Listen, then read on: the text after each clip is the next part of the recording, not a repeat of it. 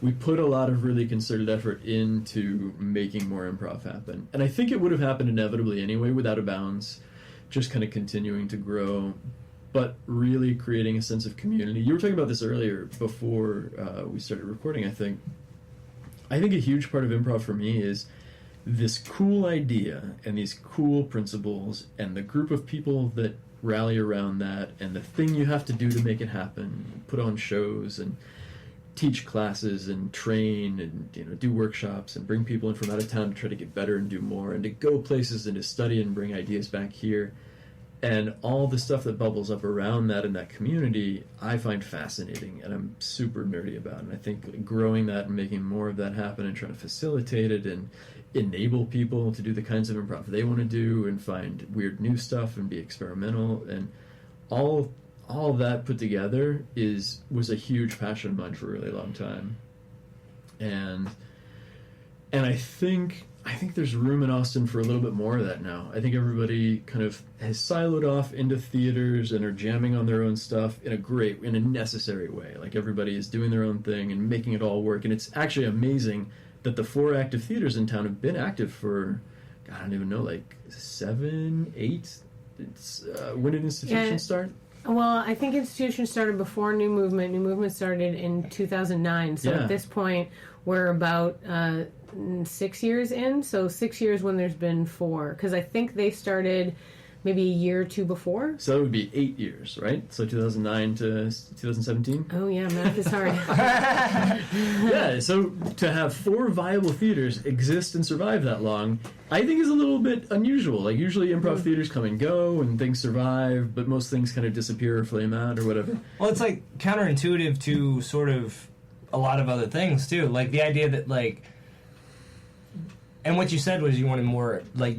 the opportunity for more improv to happen, and that is exactly what did happen. And although, like, looking at it fiscally, it's like those things should be technically in competition with each other. It's not. Like, we're like, the end game was to have as much opportunity, like you were just saying, and that's awesome. Like, that in essence is why improv is great, is the idea of, like, just get it out there. It's, it's culty.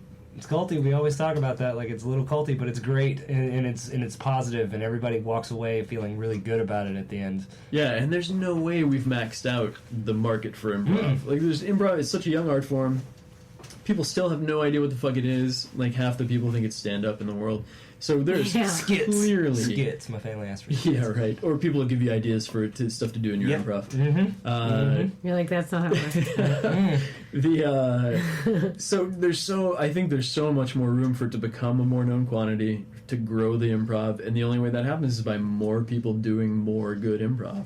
So yeah, it is theoretically a competitive market, but I don't think it really is. No, it really isn't. I never ever, well, like, especially just between, like, theaters and stuff, like, it's never just like, yeah, fuck those guys. It's like, I went and did a jam with those guys, and that was awesome. And now I'm taking those classes, and, like, that is, yeah, like, that's the beauty of the whole thing, is, like, it really is about, like, just the energy of creativity and, like, getting different perspectives on it, as opposed to just being like, we need to shut them down because they're making more money than us or something, like, or they're drawing a bigger crowd. And it's so self-sustaining when everybody has that community attitude. I really think it is the different perspectives idea too, though, because, like, one of the things, like, I remember when we moved downtown, it was like, we're 2 blocks from the Hideout.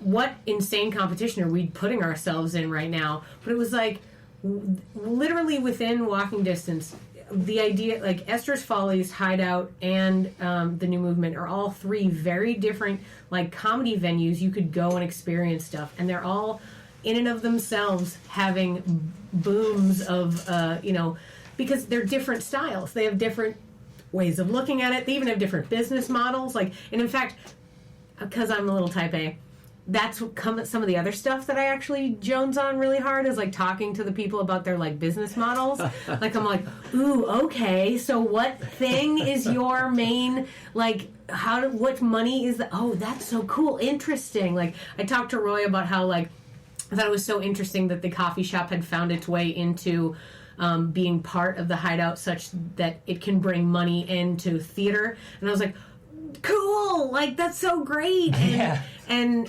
like what an awesome thing. And then when y'all even opened up the other like sort of satellite coffee shop, I was like, yeah, like that's awesome, what an amazing way to like, everyone loves coffee, it's a thing, so like why not use that to also help theater, and like just all the different ways. Like I went over to Esther's Follies and like sort of checked out their situation. It was like, oh, this is so different, and it's got a different way of set up, and it's got even a different way of like building their shows, and like who can be part of their shows, and even how they get content. Like, oh my god, it's so interesting, all the different ways that it happens.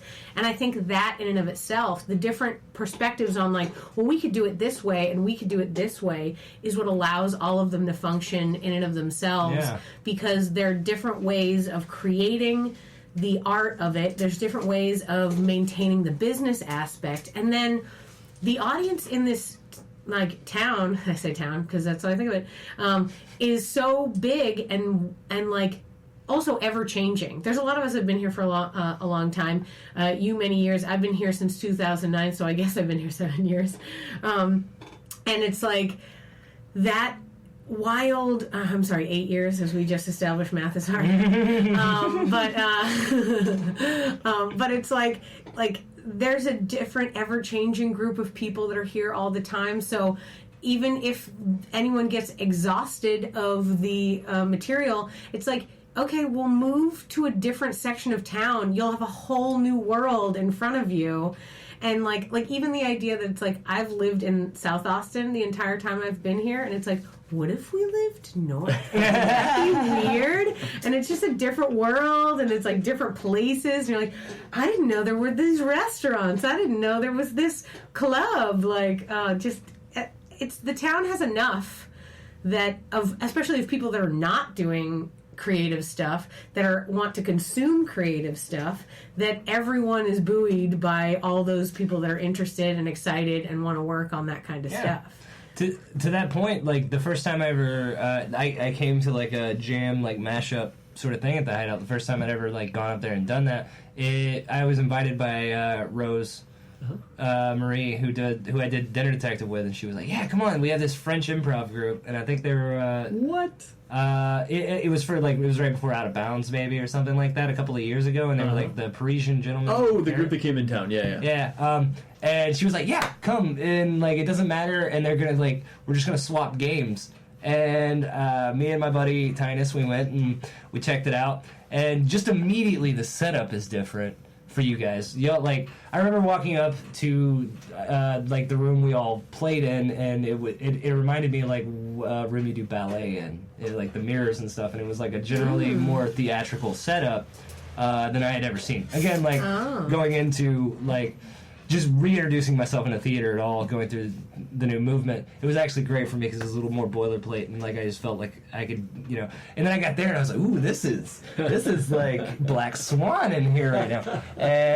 But I hope not. Well, but it was also, well, I mean, just in the idea I could see myself as I was doing it, like a lot of the times when we, like the new movement, not full of mirrors. Good. So okay with that. But like the idea that I was just like, okay, so I'm aware, like I can be aware of every choice I make physically, aesthetically, and all this stuff as I'm going. Not that I want to stare at myself, but I kind of do. Every shiny surface I walk by, I make sure I'm doing all right, you know. And so like there's that, and then but like, and so I was a little nervous. I was like, ooh, I feel like I need to have more training to be in here right now.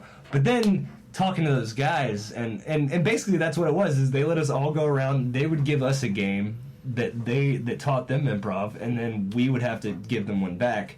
And it was just the best thing, because French improv games are crazy, and they have a little less not crazy. They're less boxed in. They're less worried about everything that could go wrong. It's more. It very much is like we played. We just played this game where it was like you have to like give an alarming detail at the end of a conversation at a diner that makes everything up to that point kind of like whoa, and that was great because I'm always fighting that urge to give like an alarming detail that ruins everything before it. You know what I mean? So yeah, like but in the end it's a good warm up, and I remember just being like, this was so fun. I've been back just a couple of times for more just like to play around in that sense. But yeah, like entirely different from the new movement, not in any better or worse way, but it was just a great way to do it differently for a second. I felt like a lot of energy just knowing that like nobody knows who I am here, save for Rose and my buddy. So like everybody else is like a stranger to me. So like there was I don't know, and nobody was judging each other, and it was just great. I don't know. I really liked the Hideout for the couple of times that I've gone in there and messed around, and the coffee's great too. You guys should get some coffee at the Hideout. Plug. Yep. Plug. I was like, seriously, what are you eating downtown if you're not going in the Hideout? Right? No, I mean, you're wasting your dollars. So many power Every outlets. festival thing. It's South by now. By the time this comes out, it'll be Moon Tower. Then there'll be Austin Film Festival. Why are you eating anywhere else? Yeah, for real. Get two stages. Why are you kidding? The Hideout's hilarious right now. Fucking stages. You guys are great. We get out of the way for South by Southwest, and what is happening at the moment? Have you seen pictures on Facebook? No. All I read is Kareem's messages, and I'm just like giggle. Eminem has taken over the coffee shop. Eminem, Wait, the rapper? The rapper. The candy. No. Damn it! I knew you meant the candy. No, There was the a rapper sick would part of be- me that was like, the rapper though. I would Way like it if it was cooler. both, but keep going. No, So absolutely. it's just like the entire facade of the Hideout, and the inside is tricked out Eminem style. It's insane. Gonna check that out. The Mars later. Candy Corporation. Are you downtown at all during South by? Yeah, I mean, like I said, the Wednesday through Saturday, I'm handing out wristbands at the convention center. So Wander it's like into I'm the gonna wander Hideout. around. It'll blow your mind. That's So- so funny. No. That's decor, or are they like Everything. doing like are they Everything. doing like weird things where they Everything. give They just out bought it fucking out loose and M&Ms out of their then- pockets? Have a menu that's Eminem related, and are doing handouts of some kind, I'm sure. That's excellent. Yeah. That's Weird. What a weird sponsor Whatever of pays South by the Southwest. bills. Oh yeah. No.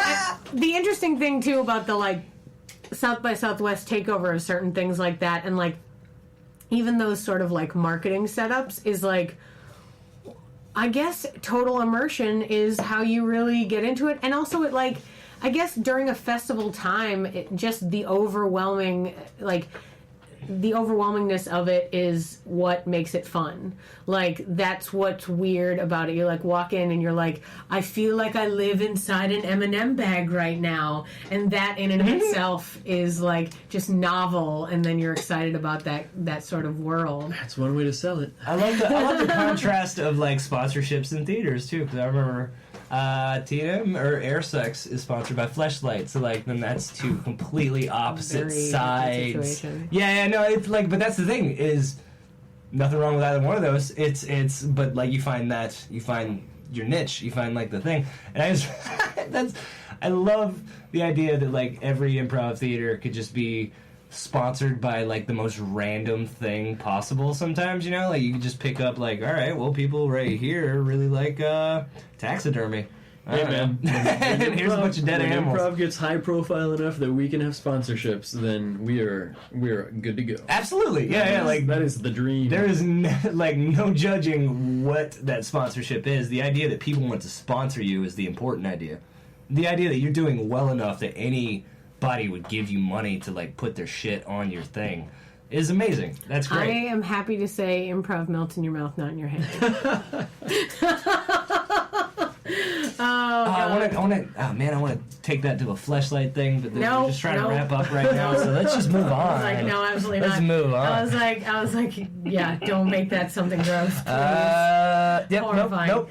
I found it, but nope. you guys don't deserve it. So, No, like in no. a good way. You guys are better than that. Yeah. So I'm just gonna go on. So I'm actually going to wrap it up. Andy, thank you so much for chatting with us. My pleasure. Man, this is Had awesome. a great chat with you about, sort of improv theory, and I'm so glad to hear what a great, like, how wonderful you are as far as, like, the education vibe and how much you love it, because that means that every person that ever takes a class over there at the Hideout right now is just getting such a full-hearted experience, and that makes it even better. I mean, everyone I've ever met that's gone through and everyone that runs it is so lovely, but to know that you're like a person who's going to help them through it and they're just going to have a great time, that just warms my heart in a large, like, yay for theater, yay for improv, yay for Austin, and yay for Andy. So thank you so much. Yeah, you had me at, like, literally you had me at you know, I just like don't need to make that much money because like literally I think that's like I